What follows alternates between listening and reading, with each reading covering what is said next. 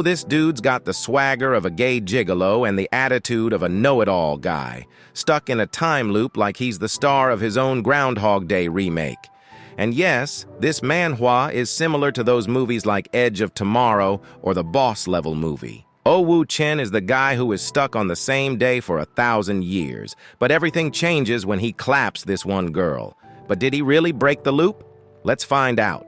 The story starts off with Chen's tale, and his loop begins at 7 a.m. on July 7, 2020. After discovering his issue, initially, he thinks he's a lucky guy. For 1,000 years, he starts spending money like crazy, but he gets bored of it.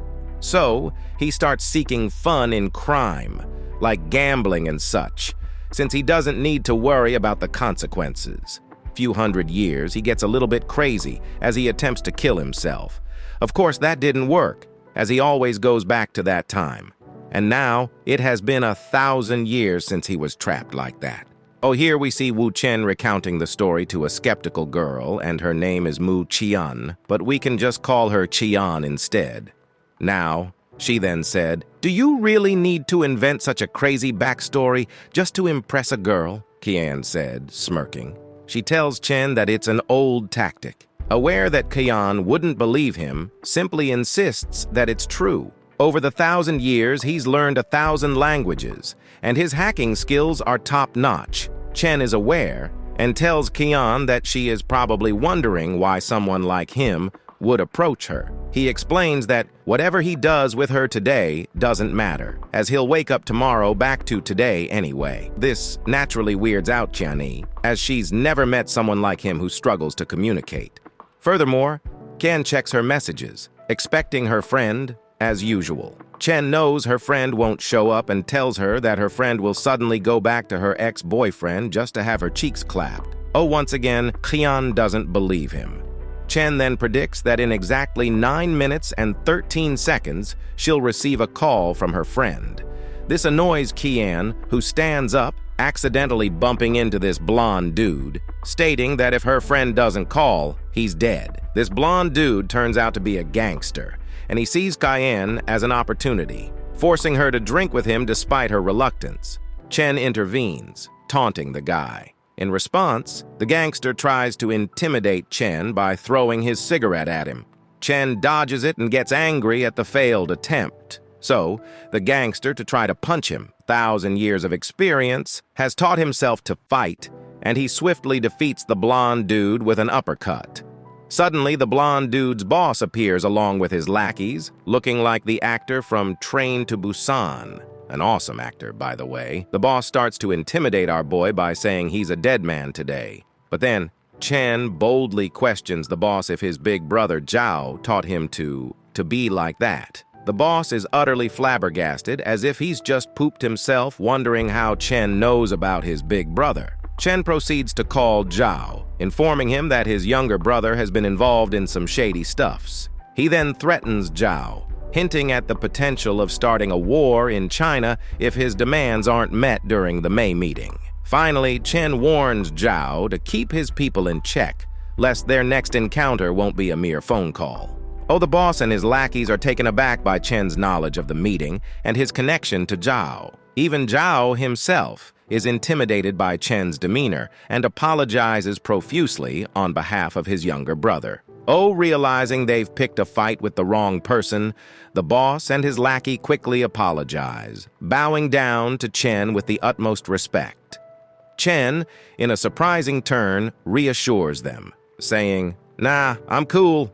I'm in a good mood today, so I won't bother y'all." Meanwhile, Qian is equally astonished when her friend calls at the exact time Chen predicted, explaining that her boyfriend has returned and she can't make it to the bar right now. Despite her disbelief, Chen states confidently, "It's not impossible, so come with me." Still skeptical, Qian follows along. Later, they find themselves in a parking lot where they spot a luxurious car. Qian asks if it's Chen's car, but he admits that he stole it. To him, it doesn't matter, as he'll just go back to the same day anyway.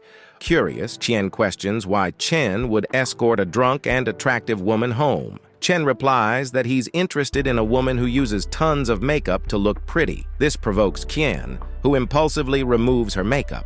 Chen then rates her appearance as 9/10, much to her surprise. Lastly, our boy, armed with his 1,000 years of study in quantum physics, makes a bold proposition. "Want to go to my place? I can prove I ain't lying. Don't worry, the bed is pretty big," the Riz Lord said with confidence. And with that, Qian came along with him. The next morning, after a long night of clapping marathon, he knows that she's gone by now, as the day has reset. However, to his surprise, he sees the same chick again. So, she questions why he didn't reset the day and asks for an explanation as to why it's now July 8th. For the first time in 1,000 years of resets, it's July 8th, 7 a.m. Our boy is shocked to experience this and feels an overwhelming sense of joy. Then went to his toilet while he's calling out for him, asking on what kind of man hides in the toilet and that he needed to explain what is going on. Meanwhile, we can see our boy taking a shower while thinking about on what happened,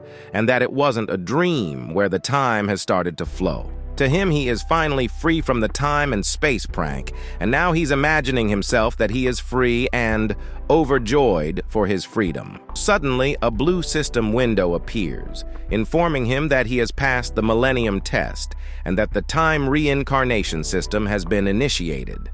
This surprises our boy, making him wonder if he's the one who triggered the system. The system then displays his information, showing that his attributes are normal, except for his mental strength, which is over 10,000 plus. Additionally, the host possesses a multitude of skills after 1,000 years of experience. Although his physical attributes are ordinary, his mental power is exceptionally high. He wonders what the time reset means, and if he can control it at will. The system clarifies that he can choose to lock and reset the current time. Furthermore, there's a reminder that the first time he locks the time, reset on the same day, he will consume a point of the quota. Each subsequent reset on the same day will consume additional points, with the time doubling each time. Our boy smiles, realizing that activating reset and passive reset are two different things. Before his reincarnation, he was just an ordinary student with no skills. Now he boasts 1,354 near-max level abilities. Having lived through 1,000 constant time, resets is the best proof that time is now normal, and he can finally make use of all his skills. Meanwhile, Qian grows increasingly concerned about the guy, thinking he's crazy, as she hears him laughing in the bathroom. Chen steps out from the bathroom with excitement on his face, claiming that it is the best day he's had in 1,000 years. Suddenly, they hear a knocking outside, and it's gangsters accusing him of stealing their boss's car, threatening him with dire consequences. As they peek through the peephole, Qian sees 3 angry-looking men who appear to be gangsters, demanding they open the door or they'll break it down. Feeling anxious, she blames Chen for stealing someone else's car and getting them into trouble. However, Chen didn't anticipate that this would be just another normal day where anything could happen. He reveals that he stole from a very notorious figure in the underworld named Wang, and now he's being hunted by him. Wang's backstory involves overcoming adversities, with his parents being beaten and disabled by a social worker hired by a third party. Enraged, Wang retaliated by hacking them to pieces and served 3 years in prison. Upon release, he built a formidable reputation in the streets through his intelligence, becoming a powerful figure in East China. This revelation makes Qian very nervous, knowing they've crossed paths with such a formidable man. Chen acknowledges that dealing with Wang is indeed a concern, but he emphasizes that it's a relatively small problem compared to the consequences of borrowing Li Ganzi's name yesterday. If they don't handle this properly, an insane number of people could be hunted and killed. When asked about his plan, Chen simply smiles and tells Qian that it's easy. He'll just start over again. He calls out to the system, requesting to use the time reset. Suddenly, a blue hologram of a time thingy appears, informing Chen that it will consume 1 time point. The system reveals that his remaining time points are 364,999 points. And so he returned exactly at 7 a.m., relieved that the time had truly reset and his plan worked. However, Qian didn't remember what happened, so our boy will just explain everything. He instructed her to get dressed, promising to explain everything, but Qian still didn't fully comprehend his urgency. She then tells that she knew he wouldn't be responsible, but she didn't expect him to be so eager to get rid of her. With no other choices, he started to explain that the car he stole belonged to a powerful man named Wang Zhuangtuan, and his men were likely on their way. Though he wasn't afraid, he couldn't afford to mess with Wang as a commoner. Curious, Qian asked if Chen knew who she was, implying that if he did, he'd know to beg for her help. Chen, however, gently reminded her about their clapping marathon from the previous night, causing her to feel embarrassment. Chen assured her that he knew someone who could easily fix their problem. Intrigued, Xian asked about this person was. Chen smiled and described her as a woman with a lot of heart. The story shifts afterwards, where the 2 men are chasing them. One of the guys catches onto them, pointing his gun towards our boy, threatening to kill him if he doesn't stop the car. But that doesn't stop our boy, as he sees it as the fun part. He tells Qian to get ready as he speeds up his car, feeling like he's in a Fast and the Furious movie. This, of course, angers them more, prompting the driver to go after him, stressing the importance of the car to their boss. Chen then starts calling the lady or the woman he mentioned earlier. He tells her that Ru Bing reminds him that there's a traitor on her side, someone who will create obstacles. The woman asks who he is and how he knows about the bet. Chen then tells her that he has sources and can tell her more about her brother. As the gangsters surround him, Chen continues talking to the woman, instructing her to send someone to meet him downstairs at her office in half an hour for a face-to-face conversation. However, the woman still insists on knowing who he is when suddenly 2 cars pin them. But that doesn't stop our boy, as he drifts the car like a pro, showcasing his driving skills at level 9. This surprises the gangsters, who are impressed by Chen's driving abilities. Eventually, Chen manages to evade the 2 gangsters chasing him. After some time, Chen arrives at Qian's home, surprising her with how he knew where she lives. However, she recalls that he previously mentioned living for 1,000 years. Furthermore, she asks where he learned his exceptional driving skills. Chen responds that he practiced in real life but had to die numerous times to master the skill.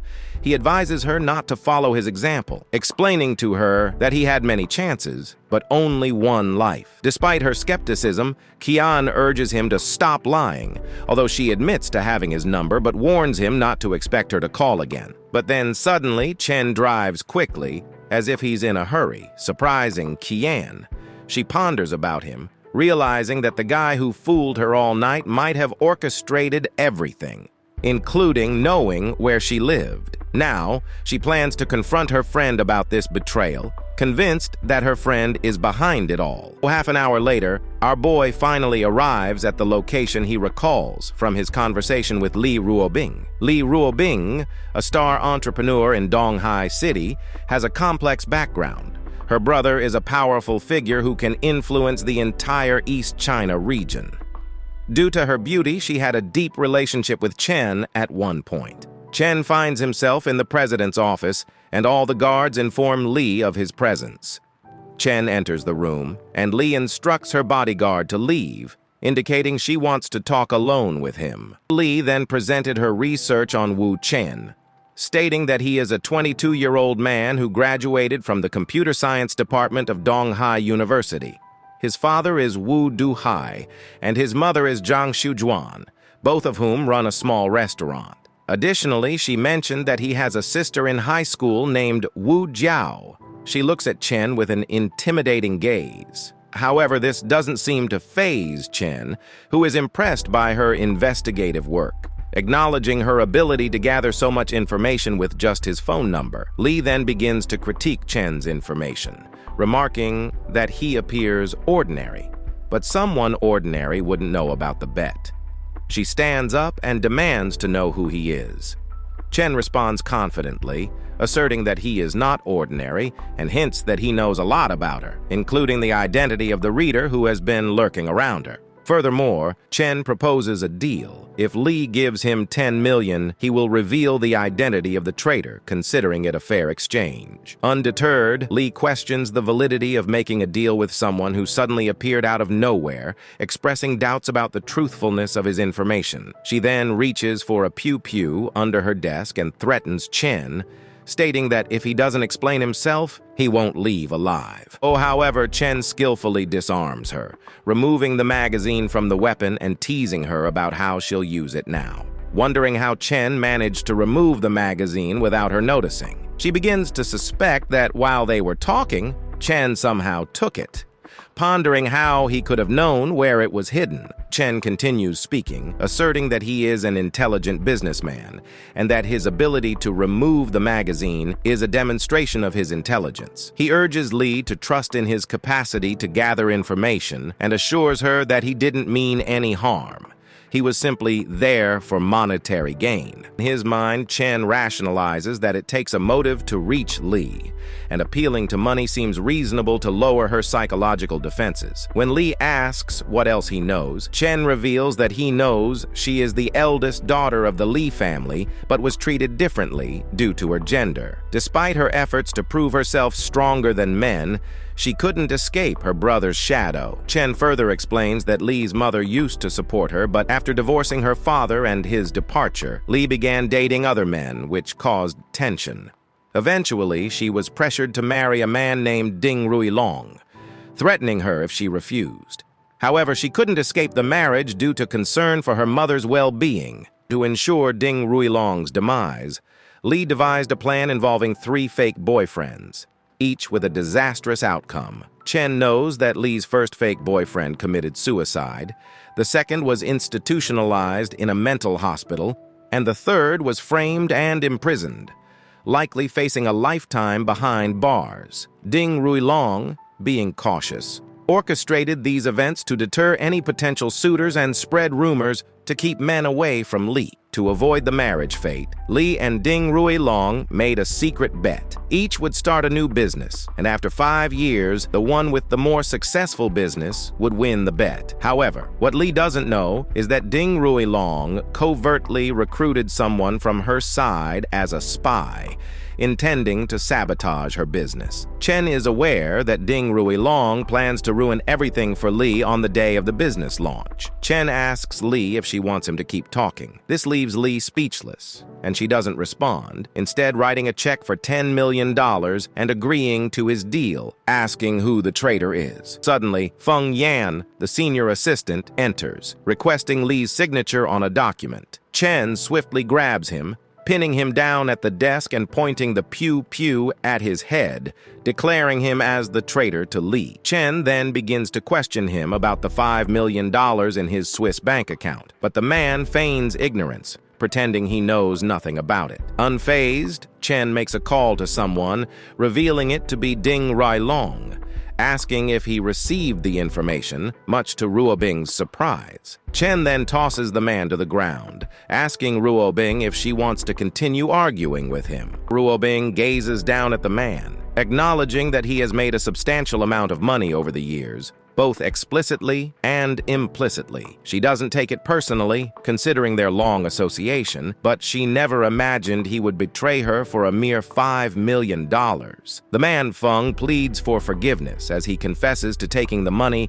and expresses a desire to reveal something to her. Chen confirms Ruobing's suspicion that Ding Ruilong likely instructed Feng to bring up her mother as a tactic, knowing it's her weakness, and Chen understands that Ruobing doesn't believe Feng's words. He then hands the pew-pew to her, urging her to decide what to do with Feng. Ruobing instructs Feng to leave, stating she doesn't want to see him again. He thanks her and departs, surprising Chen, who expected her to kill him. Ruobing clarifies that while she won't do it herself, she will ensure someone else takes care of it, arranging for him to be disposed of at the bottom of the river by tonight. Moreover, Ruobing remains suspicious of Chen's identity. identity, considering the possibility that he was also sent by Ding Ruilong. She speculates that Feng Yan was merely a pawn discarded by Ding Ruilong to gain her trust. Chen scratches his head, acknowledging her cautious nature. Despite this, he knows he has a way to dispel her doubts. With a bold proposition, he suggests to Ru Bing that he become her fake boyfriend. Chen explains to Ru Bing that Ding Ruilong is primarily concerned about his reputation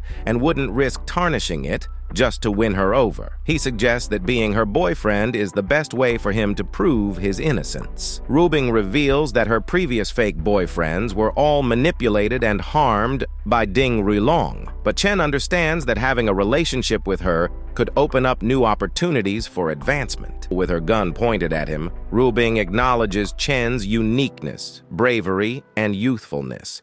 She questions if he's afraid, but Chen, unfazed, smiles and jests that if she truly wanted to kill him, she would have already done so. Ru Bing smiles back, finding a liking for Chen. They decide to take an intimate selfie together, knowing that Ru Bing can use it to both discuss with Ding Ruilong and verify Chen's legitimacy. Ru Bing then declares that from that day forward, Chen will be her boyfriend and offers him a position as her personal assistant. She promises to arrange proper credentials for him later and then asks about her brother. Chen reveals to Ru Bing that her brother oversees the East China Sea Crown, a significant establishment in the region's entertainment scene, alongside other prestigious venues like the China Sea Crown and South China Sea Plaza.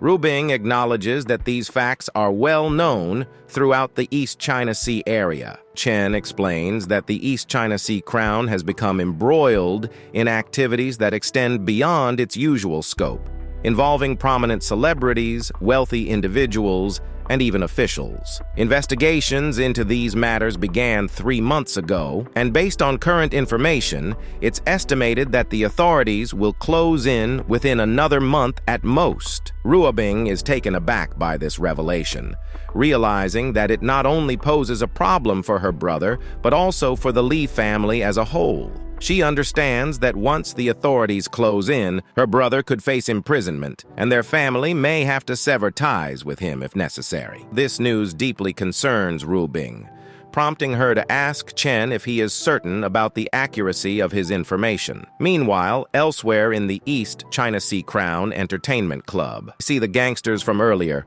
as they try to explain to their boss, Li Ruotai's right-hand man, and the boss of those gangsters, Zhuang Yuan, what happened that day. Now Zhuang hears their explanation about how Chen injured Zhao Zi's men, stole his car, and borrowed Mr. Li's name. He's wondering if this guy wants to live. Other man, Li Ruotai's left-hand man named Zhao Guizi, also speaks, recalling how strange it was that the guy had his phone number and knew about the May rally. Lastly, the eldest grandson of the Li family, formerly known as Li Ruotai, tells them that for whatever reason, he wants all of them to find Chen and bring him to him as he wants to kill him with his own hands. Suddenly, we see Ru Bing barge alongside Chen, surprising the 3 men, including her brother. We can see that Ruotai is scared of his big sister as he is surprised that she is there. He even orders the 2 men to put out their cigarettes as his sister doesn't like the smell of smoke. Finally, he asks her why she came in person,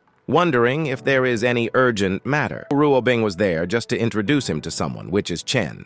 Chen then throws the car key and tells him that yesterday he borrowed his car to play and tells him that his car is in the underground parking lot of Fantasy Fashion. One of the lackeys recognizes him and tells them that this was the guy who used his name. Chen, looking at Ruotai, knows about him, of course, as he knows that he is the eldest grandson of the Li family and the most favored in the family. He is able to use most of the family's power compared to Li Rubing. Ruotai is really strong, and his strength is not weaker than Ding Ruilong's. The story of the 2 siblings is that Ru Bing grew up, though since she was a child, she spared no effort whether to protect her brother or beat him. This also led Ruotai to respect and fear his sister. Ruotai then points out Chen while he is very scared, but Ru Bing doesn't care as she pinches his ears like a little kid and tells him that this is his brother-in-law. Of course, this shocks him to hear that. Even his right and left-hand comrades are shocked as well to hear that. so Ruotai asked her if she's playing a fake boyfriend trick again, knowing that Chen he picked this time is too ordinary, asking for a reason why he has to be with him. Rubing doesn't know what to say, so she just acts like she isn't feeling well and blames Chen instead. Chen whispered to her, noticing that she's adding too much for a little drama, and asked if he is afraid that Ding Ruilong will kill him. Chen wasn't, however. He can't help but notice her little brother to be stunned. Ruotai still doesn't accept his sister's relationship with Chen and now entertains negative thoughts, wondering if his sister is pregnant and if all of that is true. He sees Chen and notes that he doesn't look bad, but he isn't the most handsome either. He knows that his sister likes older men and wonders why she's going out with a man in his early 20s. He also wonders if Chen intends to deceive her. He starts to imagine scenarios, knowing that sometimes love makes people blind and lowers their IQ. Now he wants to save his sister from that man. Ruotai then asks Chen how they met each other. Chen responds that 3 months ago, when his sister was recruiting interns at a university. This shocks Rubing, as she really did recruit interns. However, she's surprised that Chen knows about that. Ruotai then tells his big sister that she has only known him for like 3 months, questioning if she really got to know that man in such a short time. He then tries to intimidate Chen and mentions hearing that Chen was with a girl at the Lotus Bar yesterday. Chen explains to him that the girl he was with was no ordinary person. She is Mu Qian, the daughter of Mu Sihai, the owner of the East China Sea Mu Biomedical Group. Ruotai then looks at Chen and remembers his little brother, telling him that he should thank Chen because if he hadn't stopped Liu Huzi, his little brother, from making a move on her yesterday, he might not have been able to fix that situation. Chen explains more about Qian's family. The East China Sea Mu Group is the leading biomedical group in the region, and Mu Sihai, the head of the board, supports billions of dollars or is a deputy to the National People's Congress. There are many lucrative contracts involved. Chen imagines that if the East China Sea Group is a dragon, then Mu's group is like a small snake to them. He further explains that even if they were to win against Mu's group, they would still have to pay a huge price. Oh, this revelation leaves Ruotai in awe, and he thanks Chen for the information.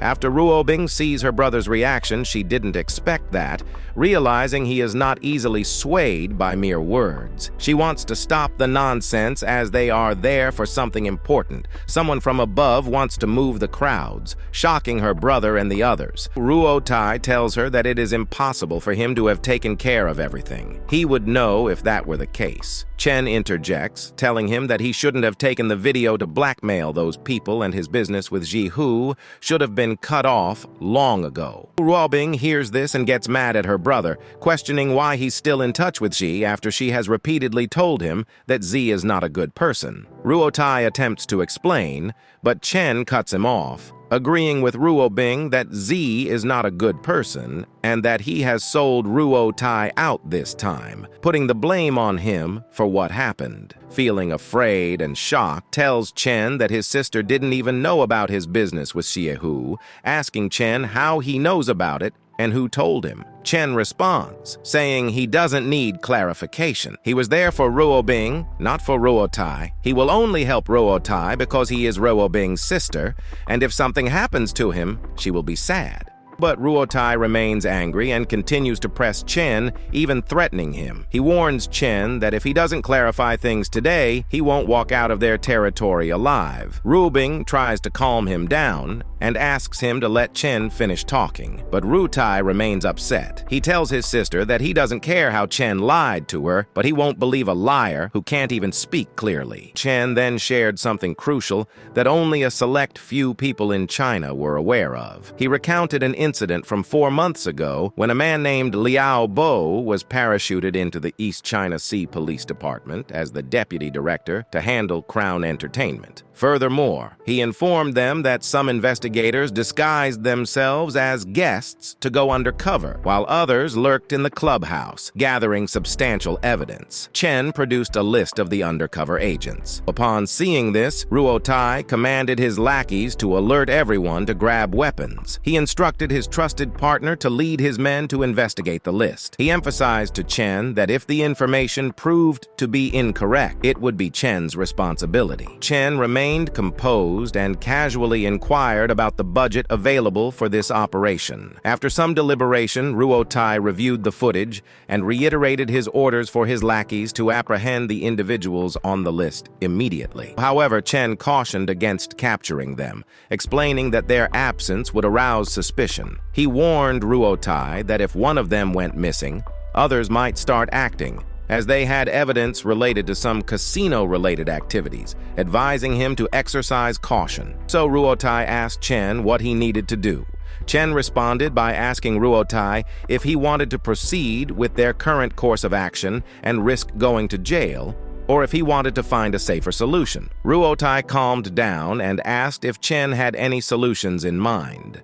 Chen then advised him to instruct his people not to take any further action just yet. Following Chen's advice, Ruotai issued the necessary orders and then asked about the next step. However, Chen simply smiled and told him to apologize first, assuring Ruotai that he would handle everything. Chen took that action to demonstrate respect since he is now part of Ruotai's family. Ruobing questioned Chen about his actions, stating that he should be helping Ruotai as they are now family. Chen responded, indicating that Ruotai doesn't see him as family. Feeling nervous, asked Chen what he meant, reminding him that he had approved Chen to be part of the family. He approached Chen sincerely, expressing regret for his previous behavior, explaining that he was only afraid that Chen might be deceiving his sister, which is why he acted that way. Chen sighed and told Ruotai that, for the sake of his sister, he had come up with an idea. He explained that the first step was to eliminate Ziehu because he knew too much. Chen provided Ruotai with intelligence about Ziehu's whereabouts, mentioning that he frequently visited Villa 17 in the Lotus Pond Manor to indulge in drugs with his mistress. Chen suggested that if Ruotai were to make it appear as though Ziehu had died from a drug overdose, no one would suspect him. Chen explained that all the evidence was in Liu Bo's possession. Ruotai needed to retrieve and destroy the evidence to ensure his safety. Chen cautioned that Liu Bo was too powerful for Ruotai to handle alone. Chen provided a secret safe and the exact address on Willow Street, 2nd Ave, Unit 3, Room 501, under the master bedroom closet where a hidden safe is located. He also disclosed the password 571564, which would grant access to the evidence inside. Due to the sensitive nature of the mission, Chen emphasized that only Ruotai could send someone to steal and destroy the evidence to prevent leaks. Ruotai was taken aback by how much Chen knew and the level of detail provided, including the password for the safe. Despite this, Ruotai continued to discuss the third step of the plan. He explained that he needed to inform his father about the matter, particularly regarding his business with Ziehu, emphasizing that it involved the Wei family. The Li family and the Wei family had been hostile for many years, engaging in a full-scale war that resulted in many people going to prison. The Wei family had always held the upper hand, leading Master Li to ally with the Ding family against the Wei family. Ruotai emphasized the need to stop any opportunistic actions from the Wei family, as they might seek to take advantage of the situation to further their conflict with the Li family. Ruotai agreed without hesitation, understanding the gravity of the situation. Lastly, the fourth step involved setting fire to the crown. Ruotai needed to ensure that the fire received media attention, allowing him to justify shutting down and renovating the club without raising suspicion. With these 4 steps outlined, Chen assured Ruotai that if he completed them, he would be safe. Big Sis Ruobing pinched Ruotai's ears and scolded him, insisting that he needed to heed Chen's advice. Suddenly, a call interrupted them, and Ruotai was informed that he had lost 2 billion in the casino. He informed them that something had occurred in his business and asked them to wait. However, Ruotai already knew what had happened. It was due to a man named Sheng Guangjun, the owner of Fusheng Aluminum, which shocked Ruobing to hear. The 3 of them walked down to see for themselves. While walking, Chen explained about Sheng Guangjun, who had arrived in the East China Sea yesterday. He had deliberately cleared the gambling experts from Macau, intending to rectify the city's previous disgrace. Chen further informed Ruotai that Sheng's crew did not matter there, as his business was primarily focused on the casino. Chen bluntly described Sheng and Ziehu's business, stating that they relied on contacts to cheat less powerful individuals and steal money from the crown gambling establishment. This revelation surprised Ruotai, as Sheng Guangjun had lost hundreds of millions, leading to a cash flow crisis for the company. To alleviate the capital problem, Sheng had raised money, discovering that many wealthy individuals had lost money alongside him. Sheng had divulged this matter to the Li family's arch-rival, the Wei family, who seized the opportunity to unite with others. They were prepared to use the secretly filmed tape to bring down Ruotai's family. Under normal circumstances, Sheng would not dare to bring a gambling expert to disrupt the venue because he couldn't afford to provoke the Li family. However, now he didn't care. He knew Ruotai was finished. Furious at the situation, Ruotai seethed with anger, accusing Shen of daring to mess with him and boldly stating that Shen wouldn't live for much longer. As they observed, the boss of Fusheng Aluminum, Shen Guangjun, winnings alongside his gambling expert, having defeated his opponent with a flush card, thereby enriching Shen. Upon noticing Shen, the three of them approached him, acknowledging his good fortune. Shen smiled and remarked that he had won a substantial sum of money that day, asking Ruotai if he minded. Ruotai responded defiantly, asserting that the money was insignificant to the Li family and that they could still afford to lose. Shen then commented on how all the experts from the Crown Club had taken turns playing but had still lost, suggesting that Ruotai's leadership might be lacking. Chen intervened, expressing doubt about Shen's assessment. He then proposed a game with Shen to a gamble. Shen just laughed and questioned Ruotai, asking how come there's a youngster here instead of him, asking if he is being too modest. Moreover, he tells him that today he lost 200 million against him and still wanted to keep going, thinking how embarrassing that was. Both siblings are nervous about this, and Ruotai asked what he is up to, wondering if Chen is also skilled in gambling as well. Ruobing wasn't sure either. In the gambling expert's mind, he knows that gambling masters are good at guessing the psychology of the opponent through minimal expression and habitual movements. Knowing that it requires a great deal of experience in the game, which the youngsters are unlikely to possess, and just by looking at the gambling expert's ignorant young man's expression, which is Chen, he can accurately guess his card. Ruobing, feeling nervous about this, approaches him and asks if he is up to this task. Chen assures her that he can say without a doubt that he can defeat any casino in the world. The expert dude, looking at Chen, observes that he is not looking at the concealed card, wondering if that is a playing habit.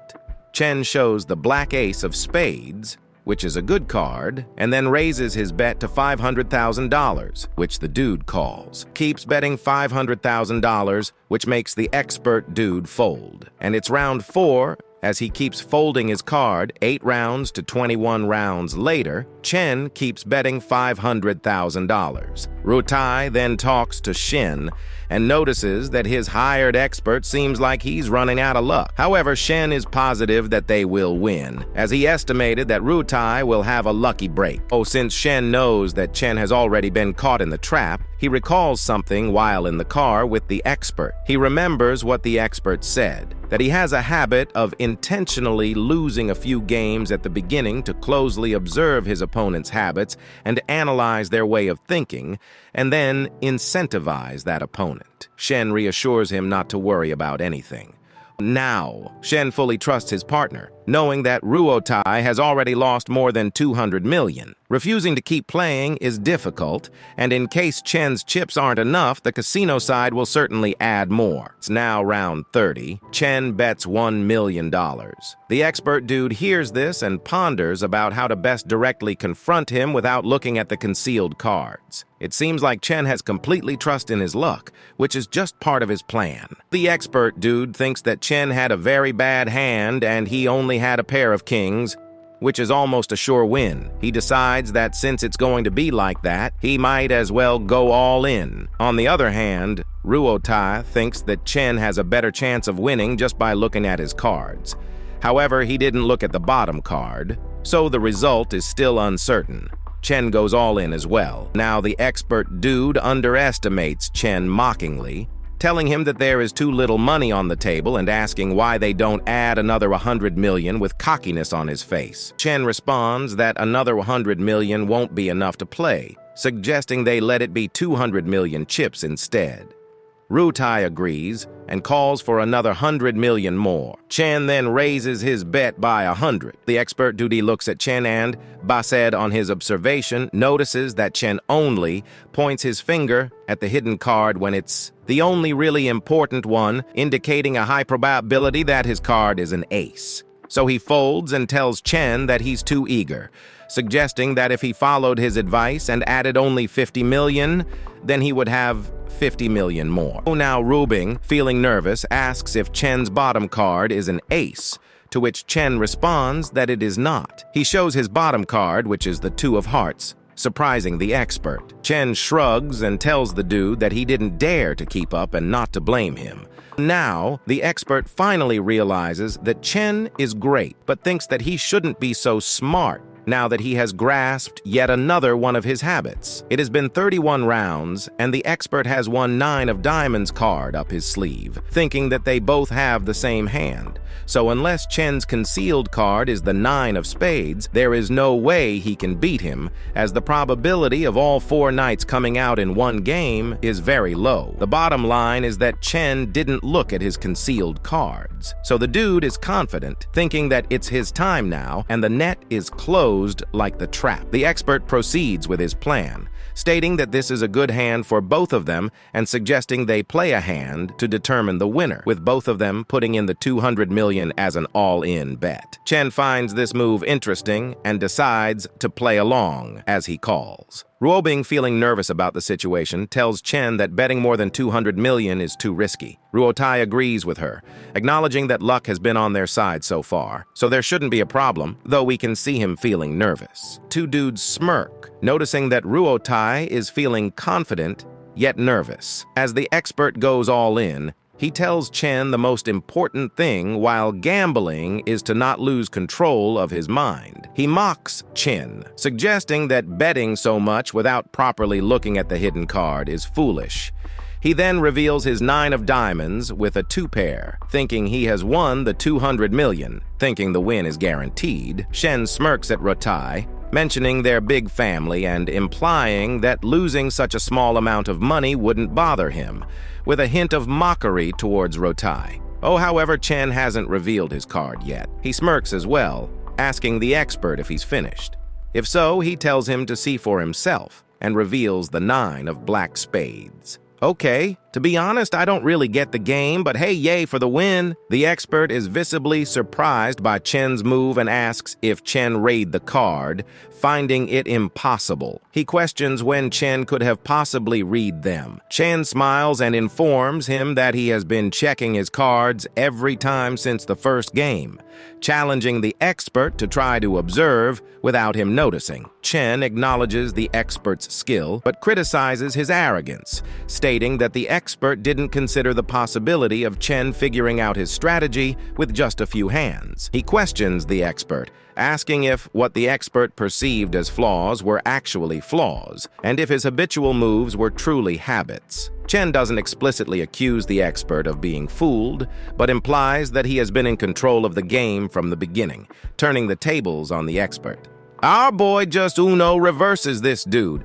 They should just play Uno instead. Now Ruotai feels confident and relaxed, mocking Shen by informing him that the money he used was all borrowed, implying that Shen is now in trouble. Shen looks at his hired expert, indicating he wants to talk outside. However, Chen stops them, surprising Shin. He questions if they're not allowed to leave after losing, asking if this is how they treat their guests. Ruotai, also surprised, asks why they aren't allowed to leave yet. Chen decides to explain later and asks to borrow a knife. Ruotai hands him his pocket knife, and Chen approaches the expert, revealing a hidden pocket up his sleeve where he finds an ace card.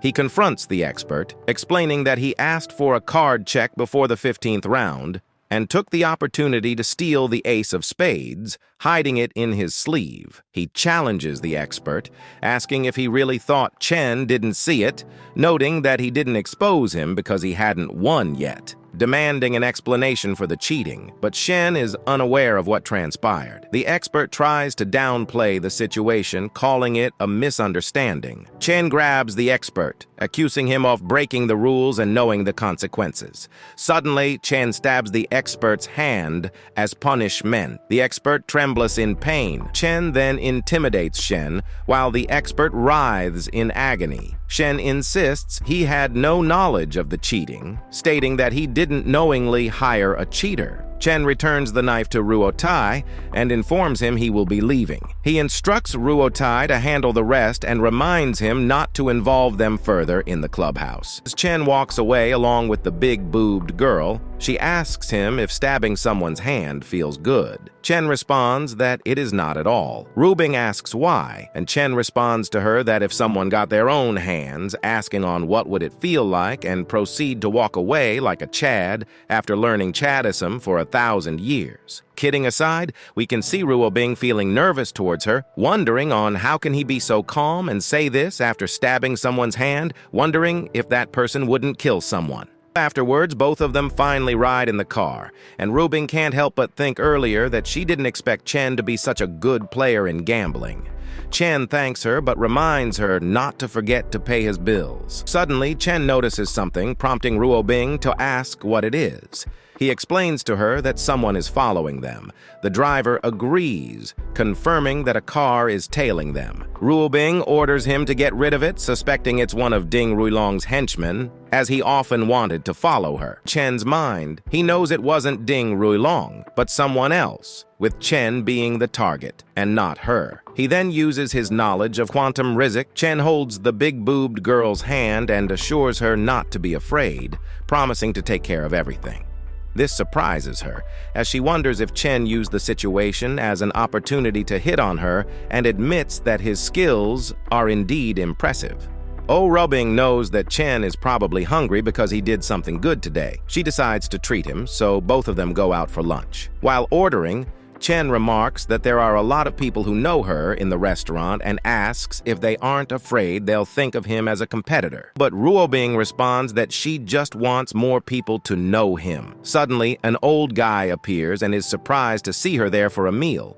This guy is no ordinary person. He is Mr. Han Deli, the chairman of the Longcheng Innovation Group. Ruobing sees him and tells him that she is with her boyfriend, who wanted to eat some Cantonese food, so she brought him there. She then introduces Chen to Mr. Han, explaining that he is from the Longcheng Innovation Group.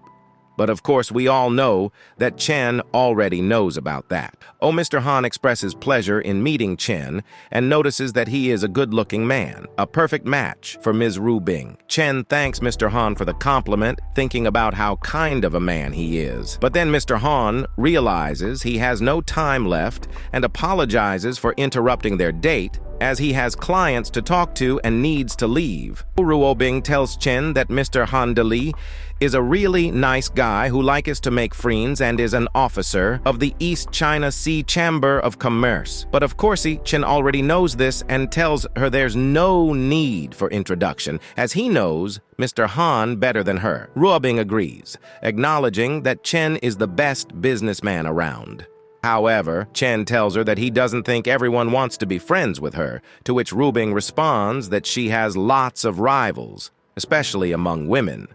But she finds it silly to think of herself as an enemy and asks if she's right. Chen agrees. Suddenly, a blonde woman who looks like she's from the streets appears, stating that it's a coincidence and expressing surprise that Ruobing has a boyfriend, asking, since when? Of course, Chen knows this girl, named Liu Kaishu, formerly known as Liu Lihuan. a 32-year-old from Lihuan Village, Irma County, Donghai City. 7 years ago, she married a guy named Lu Guanyan, who is the chairman of the Dingai Julie Group, and had a son with him. With Lu Guanyan's help, she set up a company called Yunshu Fashion Cooperation. Not least, she is a business competitor of Ruo Bing. Liu mocks Ruo Bing by telling her that she is a 27-year-old woman and that the young man looks like he's in his early 20s, labeling her as an old cow eating young grass. What the hell? You look like a discounted Taylor Swift from the streets. Okay, kidding aside, Ruo Bing responds by telling her off that for the sake of Lu Lao Ban, she'll take her words as a joke and asks her to stop. However, Liu continues to bully Ruo Bing, questioning if she still cares about what other people say. Ruo Bing can't take it anymore and shouts for her to stop, about to throw her pumpkin spice latte at the discounted Taylor Swift. Chen intervenes and stops her, asking her to calm down and stating that he will handle this alone. He approaches Liu and looks closely at her, making Liu very nervous. She asks why he's looking at her like that. Chen responds that he thinks he has seen her before and asks if she has ever worked in a nightclub. This, of course, angers the girl, telling our boy how dare he slander her and asking if he knows who she is. Chen answers back, questioning her accusation of slander, and tells her that she knows her past can't be erased by putting on a facelift. This surprises the girl, wondering how this guy knows that she has been working in nightclubs even though she had plastic surgery in the past, which was 10 years ago, and no one should know about it. This revelation leaves the girl speechless. Ruo Bing is also surprised that he has that kind of information, acknowledging that his intelligence network is better than she thought. Chen responds that it's too early to start admiring him, as the best part has yet to come. Suddenly, this dude, who is Liu's husband and the chairman of the Donghai Julie Group and the vice president of the Donghai Chamber named Lu Guanyan, appears. He asks what the ruckus is about. Liu goes to her husband, telling him that the white boy insulted her, accusing him of slandering her for working in a nightclub and asking for revenge. Now Mr. Liu asked Ruo Bing about her partner, to which she responds that he is her boyfriend. Mr. Liu then comes to intimidate Chen, stating that he is a respectable person in Donghai and that he humiliated his wife, which is equal to slapping his face. And such a matter can't be resolved with just a few words. Chen responds by saying that there is someone who can solve it for him. Mr. Liu questions if Chen dares to touch him just because he is Ruo Bing's lapdog. Chen clarifies that he wasn't referring to Ruo Bing. He asks if the person Mr. Liu is referring to is a guy named Ma Huifang. This shocks Mr. Liu, who asks how Chen knows about that. He then asks Chen to talk in another room for a minute. In the other room, Chen begins to tell him two stories. The first story features Liu Lihuan, who 10 years ago was encouraged by her mistress to enter the nightclub and earn quick money. In the process, she met a very wealthy customer. This wealthy customer was involved in a demolition business and had a dispute with someone when he was young. After being released from the hospital, the doctor told him that it would be difficult for him to have children in the future. As the doctor had said, the customer had been unable to have children since then, and even in vitro fertilization had been unsuccessful. The customer revealed this secret when he was drunk, and upon learning about it, Liu Lihuan formulated an evil plan. Chen explained that Liu Lihuan underwent a facelift and changed her name to Liu Kaishu. Then, with the help of her mistress, she became the client's mistress. 3 months later, Liu Kaishu got pregnant, and the baby was born successfully, a boy. However, the child was not the customer's, but the child of Liu Kaishu and her mistress.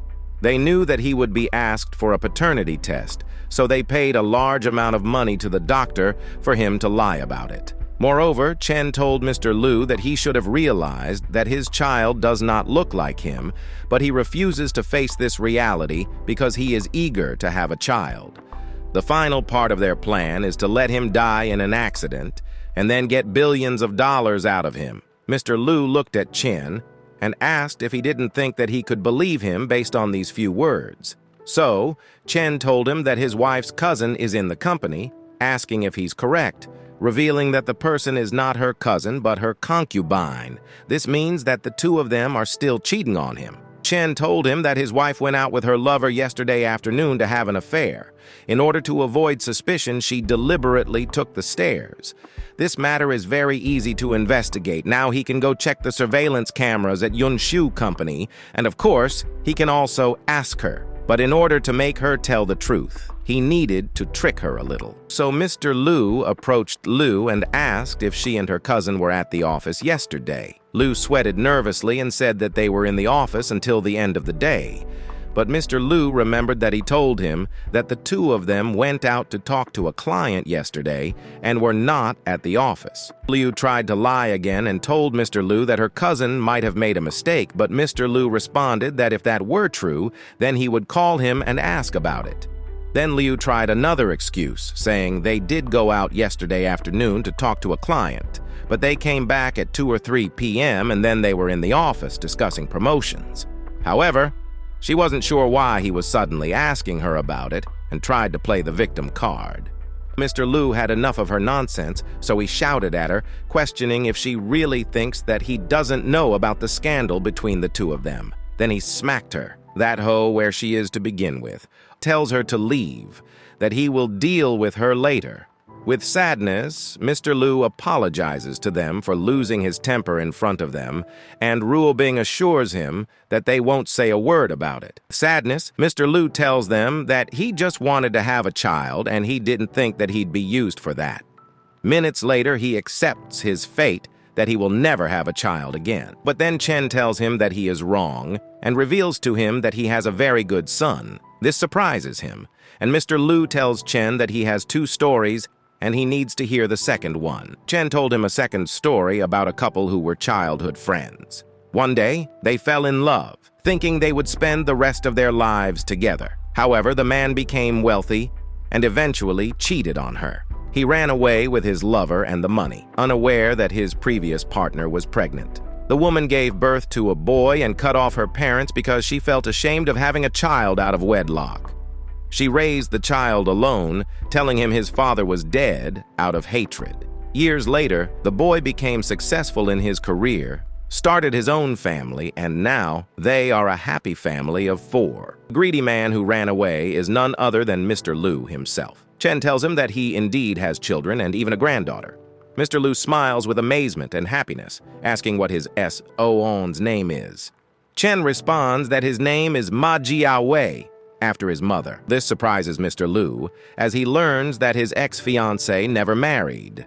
Chen explains that she lost trust in men and has been living in Donghai all this time, aware of his newfound wealth. However, she never sought him out, having been hurt too deeply by him. Chen then provides Mr. Liu with the girl's address, suggesting that whether she has forgiven him or not is something he must find out for himself. Mr. Liu walks away happily, expressing his gratitude and stating that if he can reconcile with her, he will be forever indebted. Ruobing, amazed once again that another influential person owes him a favor, understands the potential usefulness of this connection in the future. As night falls, Ruobing drops our boy off at his house. Before leaving, Ruobing beckons Chen closer, wanting to share something with him. As Chen approaches, Ruobing surprises him by kissing him. She then reveals that Ding Railong enjoys spying on her, so she plans to make him ill. Chen blushes and asks if this was her first kiss. Ruobing counters by asking if his reaction is also part of his intelligence. Chen smirks and teasingly attributes his reaction to her technique, joking that it was so brutish it hurt his mouth. With that, he walks away. Meanwhile, we find Chen and her friend Lily at Chen's house. Xian expresses her hunger and desire to go out for a meal, but Lily hesitates, as she is waiting for a guy she met, whom she calls a pervert. Xian suspects that Lily has been influenced by this guy and doesn't want to let him off easily. Chen recalls the day after meeting Lily and asking about Chen, only to realize that Lily wasn't who she expected. She wonders how Chen knows her house, which triggers Lily's protective instincts, making her want to confront Chen for intruding. Chen intended only to inquire about Chen, not expecting Lily's strong reaction. Suddenly, Chen arrives at the door, leading Lily to suspect him of cheating and labeling him as a horrible person. Chen retorts, questioning how she could confront him boldly if she believes he's not good. Chen approaches, Lily becomes nervous and pulls out a taser, warning him to stay away. Ignoring their threats, Chen continues, aggravating Lily, who accuses him of playing games. She threatens to use the taser, but Chen intervenes, revealing that Hu Xiaowei, Lily's partner, is cheating on her. Confused, Lily asks for clarification, prompting Chen to recount Hu Xiaowei's recent activities. He explains that 4 days ago, Hu Xiaowei visited his lover in Unit 201, 19 Fuyuan Road, Donghai. After spending time at KTV with friends, Hu Xiaowei ran out of money and turned to Lily, behaving like a gold digger. Of course, Lily doesn't believe him right away. Chen suggests she put him to the test with a phone call scam. Annoyed and angry, Lily asserts her confidence in her judgment of men, declaring she'll call her boyfriend to prove Chen wrong. Lily tests her boyfriend by falsely claiming there's $10,000 in the bedroom dresser drawer and asking if he's home. Her boyfriend responds that he's home and will check the drawer in half an hour. This confirms Chen's suspicions, leading Lily to believe her boyfriend isn't home. She rushes off, leaving Qian behind. Chen hurries to Qian and asks why she's there. He suggests they go inside for another clapping marathon. Curious, Qian asks why he picked her up. Chen teases her, saying a princess shouldn't tire easily. With that, Chen and Qian embark on another clapping marathon that night. With that, part 1 of this great story concludes. As for Chen's next plan, although he already knows it, we're left in suspense. Tune in next time for the next part of this series. Thank you for watching, and I'm glad you enjoyed it.